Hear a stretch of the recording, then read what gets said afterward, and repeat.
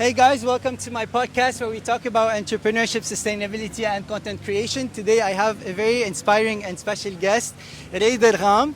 Ray is a Lebanese entrepreneur who in the past 12 years has grown Step Conference to what Step is today. It's a marvelous place. He probably chose one of the best Nice places, view, huh? best places in Dubai to have such a conference really. Step has also allowed thousands of startups to exhibit and show themselves, and also obviously raise funds and grow tremendously. Welcome, Ray. Yeah, thanks for having me and thanks for being part of the event. Thank you so much. So, Ray, can you tell us of what kind of person is Ray Dergham that has made you so successful? What do you do that makes you successful? I think there's different things. I mean, I do things that have worked for me. One of them, I think, just like really enjoying putting together what we have, what you see here today. So from when it was smaller till what it is today. So taking a lot of joy and having fun, crafting the product, which our product is creating this experience that people can come and enjoy on one hand, but also benefit from for startups to connect with VCs, etc. So I think big part of it is really just, when you're enjoying something and you're motivated, creativity kind of like plays in, and that's when you can produce great stuff. Amazing. What advice would you give to young entrepreneurs today who want to build a community just as you did? Well, I think, and if they're wanting to just like to do something like within events or community specifically, so to build like a community really is community building is a big word, gets thrown around a lot. Absolutely. But I think, starting small, being authentic, being yourself, and it can really start from like your friends maybe, and then slowly expands to a bigger circle and a bigger circle. And when you build something in common with those people that you bring together, that's what really forms a community. Like they have common principles or common interests or common things, and they get together at a certain time, and it starts small and then grows from there. And that's what Step kind of used to be and still is today.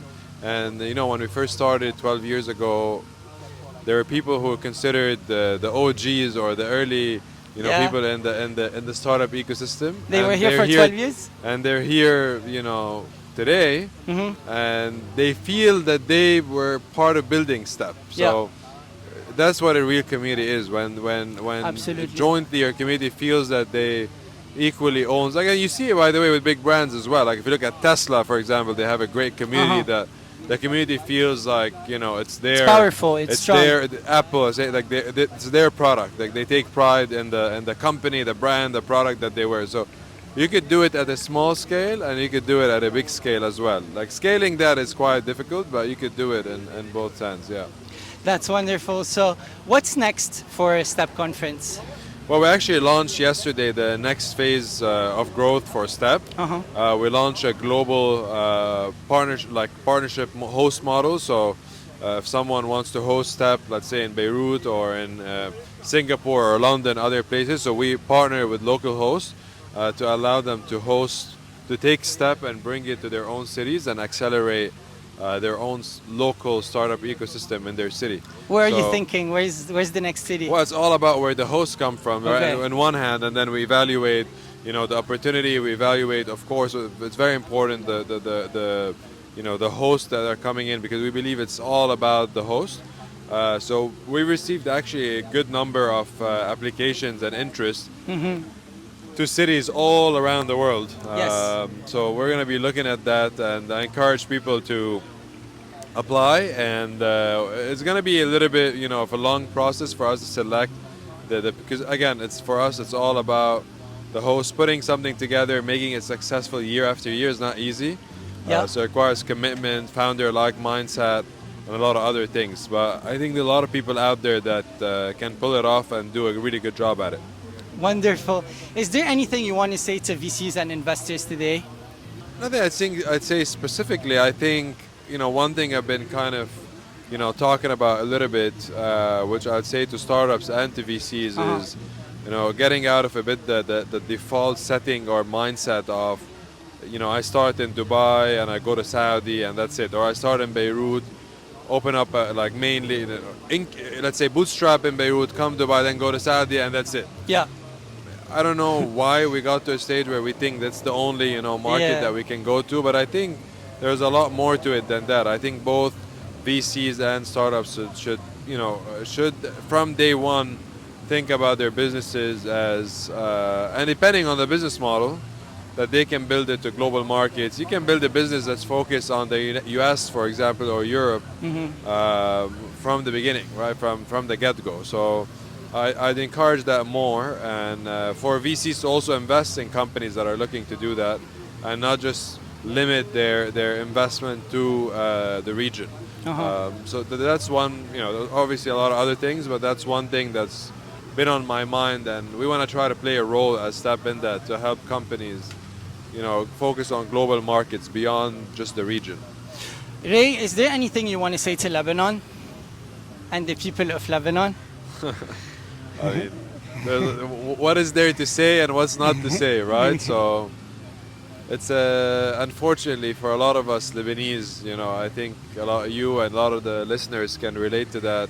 It's like a love-hate relationship, Yes. right? So, we love the country and we also hate, a lot of things. So, but I still think Lebanon has has and will always have a unique flavor to it, and a unique, the talent and the creativity and a lot of that still exists. But it's a very tough environment to operate in. But you see even in Dubai, by the way, like in certain industries, like a lot of the F&B concepts, a lot of the, especially like F&B, hospitality, creative areas, a lot of the original like brands and product come from Lebanon, or from people who like incubated their ideas in Lebanon and came here. So I still think it's a great place to Start. creatively come up with ideas, test them as be like a test bed for ideas, and then if it works, you can bring it here, bring it to other places, and then it will do really well. So I think we should try to, as always, take advantage of the things we can take advantage of. Absolutely. And big diaspora of Lebanese all around the world. We should work more with each other and use that as a leverage to help each other out around the world. That's wonderful. Ray Dergham, thank you so Yeah, much. thanks for you. Appreciate Ray it. is really a remarkable person. For the past 12 years, he has endlessly worked and gathered so many incredible minds to get what Step is today. More than 2,000 startups showcase. Is that a good number? Is that the right number? Over the years, yes. Over the years. And we're just incredibly proud. Thank you so much, Ray, for Thanks for you. allowing Thank you. all startups Again, good to luck. head.